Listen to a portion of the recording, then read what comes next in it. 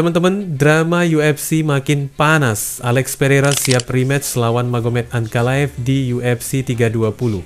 Tapi alih-alih manggil pegulat atau grappler top buat nutup kelemahannya, dia malah gandeng Sean Strickland jadi partner latihan.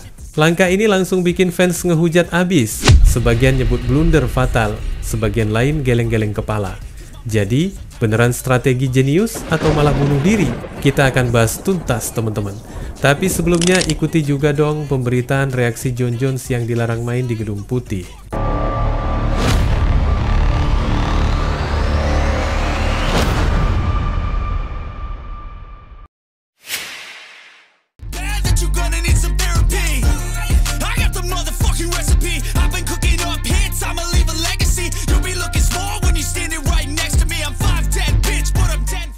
Jon Jones, sang legenda gila UFC, ternyata belum mau gantung sarung tangan, teman-teman. Walaupun Presiden UFC Dana White udah sempet ngumumin kalau Jones resmi pensiun, si Bones ngegas balik dengan bilang dirinya masih aktif latihan, masih masuk daftar tes doping, dan bahkan lagi ngebidik panggung paling absurd dalam sejarah MMA, Fight di Gedung Putih tahun 2026. Ceritanya gini, musim panas kemarin White ngumumin kalau Jones udah selesai. Capek kali nungguin Jon yang berbulan-bulan ogah turun gelanggang, apalagi setelah nolak lawan Tom Aspinall yang statusnya udah jadi juara sementara. Akhirnya Aspinall langsung naik tahta jadi juara reguler dan siap ngejaga sabuknya pada 25 Oktober nanti. Sementara itu, publik mikir Jones udah bener-bener minggat. Gak lama kemudian, si Bones langsung kasih sinyal sebaliknya. Katanya dia masih ada dalam radar tes narkoba USADA, masih rajin latihan, dan sebenarnya lagi persiapan buat kemungkinan tampil di event akbar yang rencananya bakal digelar di Gedung Putih. Apalagi ada rumor kalau Donald Trump, Presiden AS sekaligus sahabat Dana White, lagi ngulik rencana bikin fight night bersejarah di rumah orang nomor 1 di Amerika. Dana White sendiri sempat bilang kalau rencana event di Gedung Putih itu beneran ada progres. Cuma ya, buat Jones, White terang-terangan gak percaya. Dari cara ngomongnya, seakan nunjukin kalau track record Jones terlalu amburadul buat dapet tiket ke sana. Dari kasus hukum yang seabrek sampai riwayat gagal tes doping, semua jadi alasan kenapa White ogah banget ngasih dia panggung istimewa itu. Jones awalnya emang agak kecewa dengar komentar bosnya, tapi bukannya nyerah, dia malah makin semangat. Katanya, walaupun gak dikontak sama sekali sama White, dia tetap fokus latihan 5 kali seminggu, tetap ngejalanin hidup kayak pro fighter, dan siap kapanpun kalau ada kesempatan. Buat dia, ini bukan soal pensiun atau enggak, tapi soal tujuan pribadi yang masih belum kelar. Pas nongol di MTV Video Music Awards awal September kemarin, Jones makin tegas bilang kalau dirinya belum pensiun sama sekali. Dia bahkan cerita kalau rutinitasnya masih hardcore, latihan 5 hari seminggu, dan disiplin ikut tes narkoba UFC.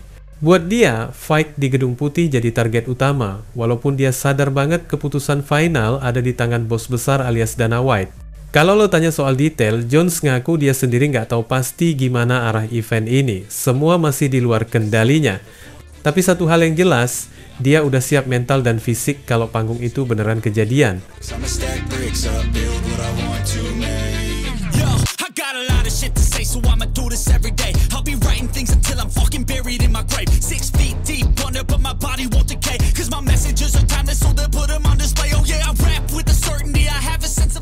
Di dunia MMA, nama Alex Pereira alias Poatan selalu identik dengan aura mistis. Striker berdarah dingin, wajah tanpa ekspresi, tangan kiri yang bisa bikin lawan jatuh kayak pohon tumbang. Tapi, memasuki UFC 320 tanggal 4 Oktober mendatang, si legenda kickboxing asal Brasil itu harus menghadapi jalan terjal, rematch perebutan sabuk melawan sang juara baru, Magomed Ankalaev. Flashback sebentar ke Maret kemarin, ketika Ankalaev akhirnya pecah telur jadi raja baru kelas berat ringan. Pertarungan lawan Pereira berlangsung 5 ronde penuh tensi, penuh drama. Di satu sisi, Pereira berhasil bertahan dari 12 kali percobaan takedown. Bayangin, 12 kali Ankalaev coba nurunin dia ke tanah, tapi gagal terus. Tapi, walaupun sukses bikin Ankalaev frustasi, Pereira juga nggak bisa mendominasi dengan striking khasnya. Juri akhirnya ngasih kemenangan buat Ankalaev, 3 ronde lawan 2. Dari situ, jelas bahwa game plan Ankalaev lebih solid, dan Poatan kudu puas ngelihat sabuk yang baru aja dia cicipin lepas dari genggamannya. Nah, buat persiapan rematch ini, Pereira bikin langkah yang bikin banyak orang garuk-garuk kepala. Alih-alih manggil pegulat atau grappler elit buat nutup kelemahannya di permainan bawah, dia malah ngajak kembali teman lamanya yang dulu jadi musuh, Sean Strickland. Yes, si bad boy UFC yang mulutnya nggak pernah bisa berhenti nyembur kontroversi. Sejarah mereka unik teman-teman. Tahun 2022 di UFC 276, Pereira ngasih Strickland tiket pulang cepat dengan KO brutal di ronde pertama. Banyak yang mikir hubungan mereka bakal jadi dendam abadi. Tapi ternyata sebaliknya, sejak duel itu keduanya malah jadi akrab. Hubungan mereka makin erat ketika Pereira sampai jadi cornerman Strickland waktu si Tarzan itu lawan Dricus du Plessis. Jadi, buat fight camp kali ini, Strickland balik jadi bagian penting tim Pereira barengan sama mentor setia Glover Teixeira. Tapi langkah ini jelas bikin publik kebingungan. Strickland, meskipun petarung top 5 kelas menengah, bukanlah sosok yang jago di departemen grappling. Statistiknya nyebut dia cuma nyoba 2 kali takedown sejak lawan Pereira dulu, dan jelas bukan tipe petarung yang bisa bikin Pereira naik level di sisi ground game. Fans pun langsung rame di medsos. Ada yang nyinyir bilang kalau dengan ngajak Strickland, Pereira justru makin dekat sama kekalahan. Mereka ngelihat Strickland gak bakal bisa ngasih tambahan strategi atau ketenangan yang dibutuhkan Poatan buat ngadepin grappler sekelas Ankalaev. Malah ada yang ngejek Strickland sebagai sosok barbar yang lebih sering bikin kekacauan ketimbang ngasih nilai plus ke game plan. Di sudut lain teman-teman, beberapa fans terang-terangan ngegas bahwa Pereira salah besar kalau nggak ngundang pegulat kelas dunia ke camp latihannya. Buat mereka, ngelawan Ankalaev tanpa upgrade wrestling sama aja kayak bunuh diri. Ada juga yang nyeletuk sinis soal ukuran badan Pereira yang udah kayak petarung kelas berat, sambil nyindir gimana caranya dia masih bisa bareng Strickland yang notabene petarung middleweight. Nggak berhenti di situ, ada yang bahkan ngebawa teori konspirasi. Katanya, dulu Strickland pernah sempat latihan bareng Ankalaev. Jadi, keputusan Pereira ngajak Strickland masuk ke camp bikin mereka bingung, ini beneran strategi atau sekadar nostalgia. Ada juga yang merasa sejak Pereira intens latihan bareng Strickland, gaya bertarungnya malah makin kaku. Fans tertentu merasa Poatan jadi lebih hati-hati, lebih defensif, dan gak seganas dulu. Mereka nuduh Strickland sebagai pengaruh buruk yang bikin aura killer Pereira memudar. Tentu aja, suara-suara itu gak semuanya negatif. Ada sebagian kecil yang mikir mungkin ada alasan tersembunyi kenapa Pereira milih Strickland. Bisa jadi karena chemistry mereka udah terbentuk, atau karena Pereira butuh partner yang ngerti mentalitasnya, bukan sekadar aspek teknis. Tapi mayoritas reaksi publik lebih condong ke arah skeptis. Sementara itu, Strickland sendiri lagi ada masalah di luar oktagon. Baru-baru ini dia kena skorsing 6 bulan dari UFC gara-gara nyerang seorang petarung di acara regional.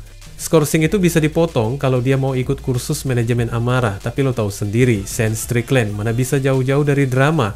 Jadi posisinya di camp Pereira bikin headline makin liar.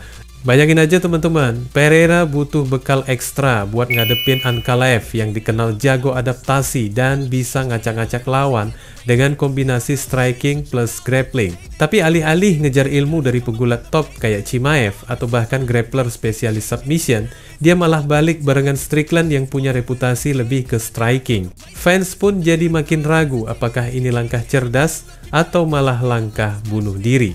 Kalau lo lihat polanya, fans ngasih 3 kritik utama soal keputusan Pereira ini. Masalah teknis, Pereira butuh grappling bukan striking. Strickland jelas nggak bisa nutup kekosongan ini. Masalah mentalitas, ada yang percaya Strickland malah bikin Pereira lebih pasif, lebih berhati-hati, kehilangan killer instinct. Masalah strategi, ada yang curiga hubungan Strickland dengan Ankalaev bisa bikin situasi makin rumit, entah dari segi intelijen atau sekadar distraksi. Dan jangan lupa, tekanan buat Pereira di rematch ini gede banget. Kalau dia kalah lagi, narasi yang bakal melekat jelas. Poatan cuma striker one-dimensional, gampang dibaca grappler elit.